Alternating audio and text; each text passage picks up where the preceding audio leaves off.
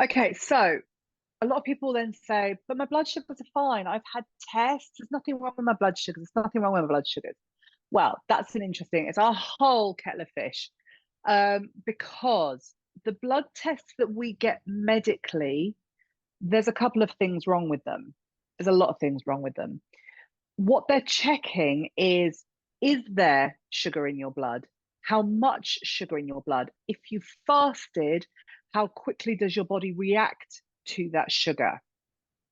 HbA1c in the UK is the common test for pre-diabetes, and that's literally measuring how sticky your blood is. We also have continuous glucose monitoring, which I am a big fan of for people to get data. And it's actually become quite a thing in the health world for people to wear a continuous glucose monitor to see how their body reacts to food. But here is the aha moment. Because I know people who've worn continuous glucose monitors and gone, well, my blood sugars were fine. They were actually fine. And I don't have an insulin problem because my blood sugars were fine. They're not testing the insulin. They're not testing the insulin. None of this is testing the insulin.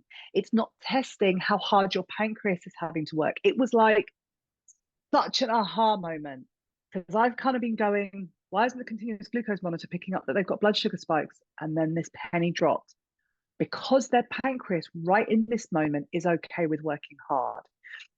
So insulin can be elevated without glucose being elevated. But right now, there are no tests for insulin. What's interesting is I remember doing a nutritional ward round with a friend of mine who's a gastroenterologist, and he invited me to his nutritional ward round. And there was a very old lady who had broken her hip, and he said, "Can we do a PET scan of her pancreas?" And the young doctors and residents or whatever were kind of like looking at him curiously, going, why do you want to scan her pancreas for her broken hip? And he went, because 90% of hip breakages in older women are undiagnosed diabetes, and I want to see what her pancreas is doing. The only way that they can check to see how hard the pancreas is working is with a PET scan. And he only got that signed off because he was like the most senior consultant gastroenterologist. PET scans are expensive. They do not get signed off. They do not get done as part of a standard profiling of people.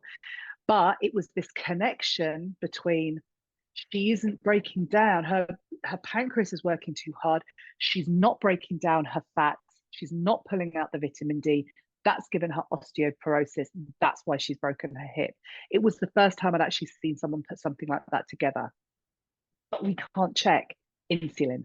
So a lot of people come in and go, no, my blood sugars are fine, I had a test with the doctor. And I'm like, no, they weren't. And when the HbA1c is elevated, that's the only marker. And that is literally, your blood is sticky because it's so sugary. It is literally sugary blood. So if people have got elevated HbA1c, they are in bother. They are in bother. Mm.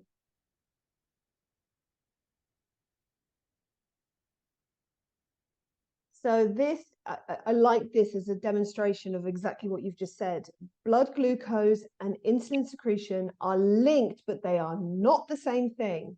And so what we're doing with all of those blood tests is we're measuring all the different blood sugar tests. We're measuring the blood glucose, but we are not measuring the insulin.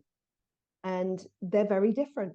So yes, if you've got consistent, oh, my blood sugars are fine, my blood sugars are fine. Yes, your pancreas is working hard. But how long can it do that?